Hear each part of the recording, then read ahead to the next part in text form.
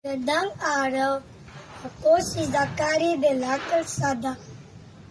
Ang aking hanap buhay ay isang inhinyero.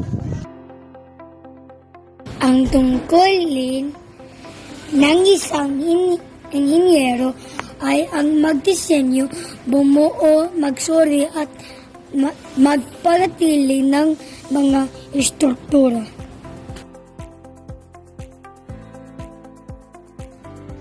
Ngayon, narito ako sa isang bahagi ng aming proyekto.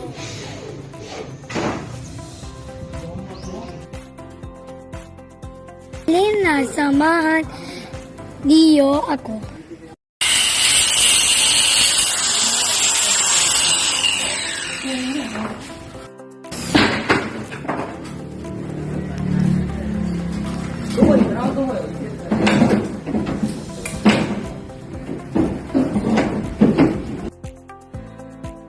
Ito, nagsusuri ako sa kanilang trabaho.